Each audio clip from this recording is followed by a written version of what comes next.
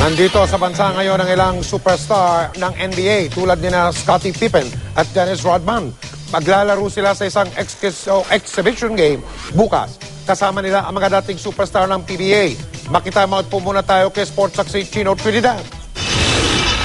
Usapan pa rin sa basketball world ang pahayag ni Kobe Bryant na miyembro ng 2012 USA Olympic Team na mas magaling daw ang kupunan niya kumpara sa 1992 Dream Team na binuo ng mga NBA legends gaya ni na Michael Jordan, Larry Bird, Scottie Pippen at Magic Johnson. Pero sagot dito ni Pippen na isa sa 50 greatest players ng NBA. That's something that we would never know the answer to, which is the best team. But if they bring home the gold, then we can start to debate it. Ayon naman kay Oscar Robertson na isa ring NBA great. Marami pang dapat patunayan si Bryant at ang kanyang kupunan. Remains to be seen. It's going to be difficult because the rules are different, the referee is different, and things are also different over there. But you think you have such a great basketball team. Even the last Olympics, USA won, but it was not a walk in the park. At para mabawasan ang usapang seryoso, inagaw ng Naismith Basketball Hall of Famer na si Dennis Rodman ang mikropono. It's always great to come to a great venue, a great city, great atmosphere that people actually love the game of basketball. And you got some great players up here, and you got some great legends here in the Philippines. Even though they're fat, out of shape, that's cool.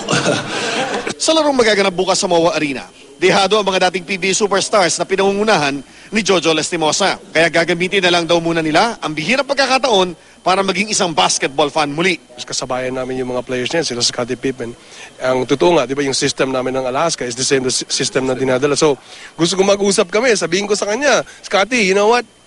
We won 9 championships compared to your 6 running the triangle. So baka bukas i-ano ko sa kanya yan. Maraming mga ipinagbago ang itsura ng mga players at mga uniforme nila. Hindi naman daw nagbago kung paano nilalaro ang sport na pinasikat ng mga Amerikano.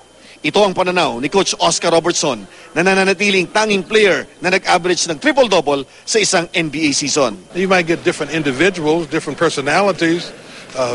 Might have a LeBron James or Kobe or players like that, Dwayne Wade or Kevin Durant. But still, other than those people changing, the game's still going to be basketball. Chino Trinidad, Nakatutok, 24 Oras.